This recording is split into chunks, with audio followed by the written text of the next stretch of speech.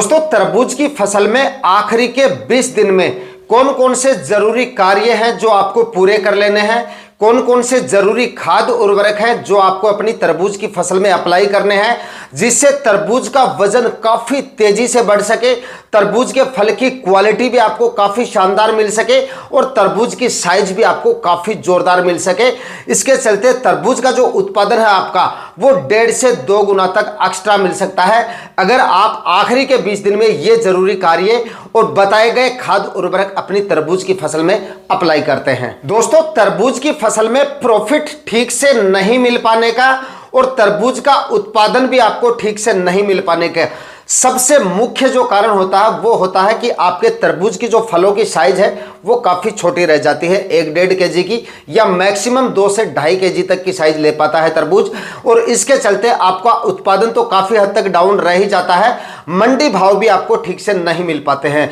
क्योंकि क्या होता है कि मंडियों में जो बड़ी आकार के जो फल होते हैं, जो बड़ी साइज के फल होते हैं, जो 4-5 kg के फल होते हैं या 3-3.5 kg से लेकर और 4-5-6 kg के जो फल होते हैं, उन्हीं के मंडी भाव आपको सबसे ज्यादा मिलते हैं और मंडियों में डिमांड भी ऐसे ही फलों की सबसे ज्यादा होती है। और अगर आपके तरबूज के फलों की साइज छोटी रह जाती है तो मंडी में उसकी डिमांड भी नहीं रहेगी, मंडी भाव भी आपको कम मिलेंगे और उत्पादन भी आपका काफी ज्यादा डाउन रह जाता है। तो दोस्तों, आज के इस वीडियो में मैं आपको बताऊंगा कि कौन कौन से वो जरूरी खाद उर्वरक और माइक्रो न्यूट्रिएंट्स हैं और कौन कौन से वो जरूरी कार्य हैं और क्या क्या सावधानियां आपको रखनी है जब आपकी तरबूज की फसल के आखिरी 20 दिन रह जाते हैं, तब से आपको स्टार्ट करना है और हार्वेस्टिंग तक ये खाद उर्वरक आपको अप्लाई करते रहना है, जिससे आपके तरबूज की साइज भी आपको काफी जोरदार मिलेगी, उत्पादन भी आपको काफी जोरदार मिलेगा और मंडी भाव भी आपको अपनी तरबूज की फसल से जोरदार मिल सकेंगे। तो वीडियो पे आपको लास्ट तक बने रहना है और वीडियो पसंद आए तो लाइक जरूर कर दीजिएगा और जो किसान भाई चैनल पे नए हैं वो चैनल भी सब्सक्राइब कर दें ताकि खेतीबाड़ी से रिलेटेड वीडियोस सही समय पर सही जानकारियों के साथ आपको मिल सके। नमस्कार दोस्तों, मेरा नाम है सुरेश और आप देख रहे हैं खेत किसान झुंझुनू। भाई, हमारी तरबूज की जो फसल है वो गर्मियों में लगभग 60 से 65 दिन में तैयार हो जाती है, हार्वेस्टिंग पे मतलब आ जाती है। तो जब आपकी तरबूज की फसल 30 से 35 दिन की अवस्था में आती है तब आपके पास लगभग 20 से 25 दिन बचते हैं तरबूज की फसल के पास में, तब से ये आपको फर्टिगेशन शुरू करने हैं, स्टार्ट करने हैं और ये सारे फर्टिगेशन, ये सारे खाद उर्वरक और सारे माइक्रो न्यूट्रिएंट्स सबसे ज़्यादा जरूरी हैं इस स्टेज में आपकी तरबूज की फसल की। तरबूज के फल की क्वालिटी अच्छी लेने के लिए कलर एकदम चमकदार और आकर्षक होना चाहिए, अंदर से भी जो तरबूज का कलर है वो भी एकदम रेड होना चाहिए और फल जो है तरबूज का वो एकदम चमकदार और आकर्षक होना चाहिए, मतलब जो तरबूज का साइज है वो भी काफी अच्छा होना चाहिए। इन सब के लिए ये जो खाद उर्वरक है, जब आपकी तरबूज की फसल 35 दिन की अवस्था में आ जाती है, 30 से 35 दिन की अवस्था में, तब से स्टार्ट कर देने हैं और आखिरी के जब 5 दिन बचते हैं तब तक आपको हर दूसरे दिन ये फर्टिगेशन करते रहना है अपनी तरबूज की फसल में। देखिए, यहां पर हम बात कर रहे हैं आखिरी के 20 दिनों में होने वाले फर्टिगेशन के बारे में। इससे पहले जो फर्टिगेशन हो रहे हैं उनके बारे में हम बात नहीं कर रहे हैं, जैसे एनपीके 19-19 हो गया, फल फ्रूट की स्टेज में एनपीके 12-61-0 का हो गया, ये फर्टिगेशन तो आपको करनी है। लेकिन जब आपके पास में 20 से 25 दिन बचते हैं तब आपको सबसे शुरुआत जो है वो कैल्शियम नाइट्रेट और बोरोन से करनी है। कुछ किसान भाई एनपीके खाद भी डालते रहते हैं, समय समय पे सारे फर्टिगेशन कर देते हैं, पोटेशियम की मात्रा भी काफी ज्यादा डाल देते हैं या समय समय पे इनका फर्टिगेशन भी करते रहते हैं, लेकिन बोरोन का जो फर्टिगेशन है वो नहीं करते हैं या कैल्शियम नाइट्रेट जो है उसका फर्टिगेशन नहीं करते हैं। इस वजह से क्या होता है, अगर उसकी पोटेशियम की मात्रा आपने ज्यादा डाल दी या पहले से आपकी फसल में कैल्शियम नाइट्रेट या बोरोन की कमी है तो इससे क्या होगा, आपके फलों में क्रैकिंग की समस्या आ सकती है। तो कैल्शियम नाइट्रेट और बोरोन का फर्टिगेशन सबसे ज्यादा जरूरी है आपकी तरबूज की फसल में, फलों की क्वालिटी अच्छी लेने के लिए। देखिए, फल की क्वालिटी भी अच्छी होगी और फलों को फटने से भी बचाएगा। क्या होता है कि आखिरी के दिनों में क्या होता है, किसान भाई सबसे ज्यादा गलती क्या करते हैं, बड़ी गलती क्या करते हैं, मतलब आखिरी के 15-20 दिन बचते हैं तब क्या करते हैं, उसमें पोटेशियम की मात्रा काफी ज्यादा डाल देते हैं तरबूज की साइज जो है उसको बढ़ाने के लिए, अच्छी साइज लेने के लिए, और बाद में पता चलता है कि उसमें कैल्शियम नाइट्रेट और बोरोन का फर्टिगेशन आपने किया ही नहीं है। तो इससे आपके फलों की क्वालिटी खराब हो जाती है कई बार, या फलों में क्रैकिंग की जो समस्या आती है, मतलब फल जो आपके वो फट जाते हैं। तो इस तरह की समस्या आपको देखने को ना मिले तो इसके लिए कैल्शियम नाइट्रेट और बोरोन का फर्टिगेशन सबसे ज्यादा जरूरी है। इसमें 5 से 6 केजी आप कैल्शियम नाइट्रेट ले लीजिए और 500 ग्राम प्रति एकड़ के हिसाब से आप बोरोन ले लीजिए। इन दोनों का एक साथ आप फर्टिगेशन कर सकते हैं। उसके बाद में अगले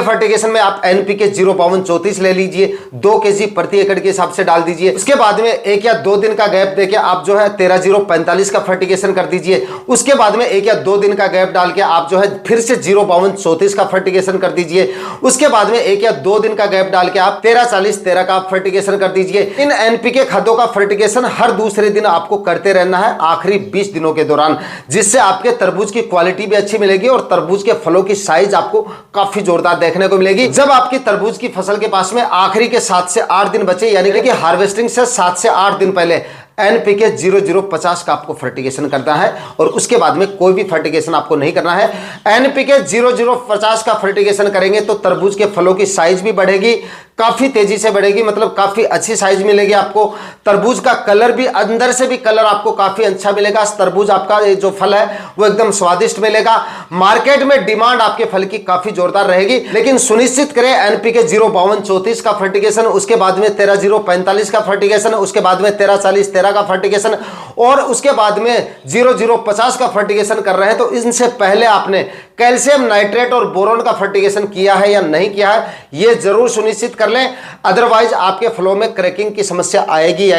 अगर यह फर्टिगेशन आप समय पे नहीं करते हैं। अब देखिए, इन खाद उर्वरकों को देने का सही तरीका और इनके खुराक की बात करें तो कैल्शियम नाइट्रेट और बोरोन देने के बाद में सबसे पहले आपको 05234 देनी है 2 केजी प्रति एकड़ के हिसाब से। उसके बाद में 1 दिन का गैप डालें और उसके बाद में अगली बार आप दें एनपीके 13045 2 केजी प्रति एकड़ के हिसाब से। उसके बाद में 1 दिन का गैप देके उसके बाद में आप एनपीके 05234 डालें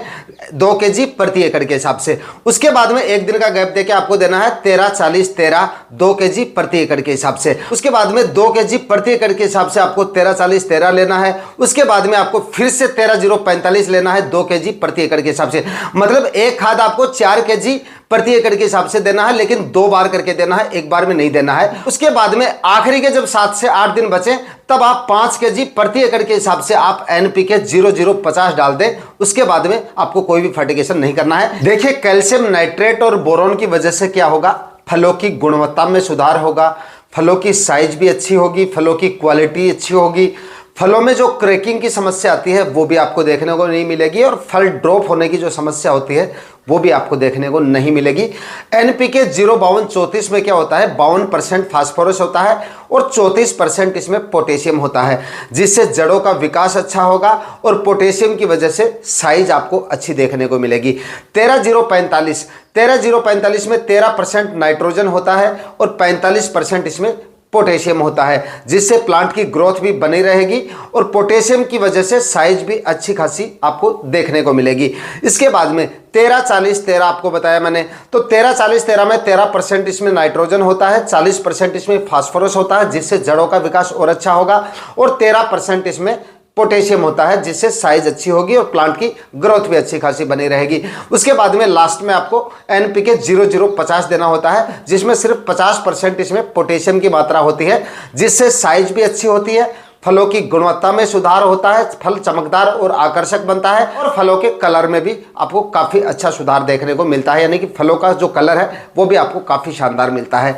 ये सारे फर्टिगेशन करने के बाद में। और दोस्तों, ये जो खाद उर्वरक और फर्टिगेशन मैंने आपको बताए हैं ये सिर्फ और सिर्फ तरबूज की फसल के लिए है और बताई गई अवस्था के लिए ही है, क्योंकि आपकी तरबूज की फसल जब इस अवस्था में पहुंचती है, यानी कि जब तरबूज आपका साइज लेना शुरू कर देता है, फ्रूटिंग स्टेज से आगे निकल जाता है, तब आपकी तरबूज की फसल में पानी के साथ साथ इन खाद उर्वरक और पोषक तत्वों की आवश्यकताएं भी और भी ज्यादा बढ़ जाती हैं। ये फर्टिगेशन अगर आप कर देंगे तो आपकी तरबूज की फसल में तरबूज के जो फल हैं उनकी साइज भी आपको काफी जोरदार मिलेगी और फलों की क्वालिटी जो है वो भी आपको काफी जोरदार मिल जाएगी। आखिरी के 20 दिनों में ये सारे फर्टिगेशन आपको करने हैं और ये सारे फर्टिगेशन काफी ज्यादा जरूरी है तरबूज की फसल से जबरदस्त उत्पादन लेने के लिए। आज की वीडियो में इतना ही, मिलते हैं किसी और वीडियो में नए टॉपिक के साथ, तब तक के लिए जय हिंद, वंदे मातरम।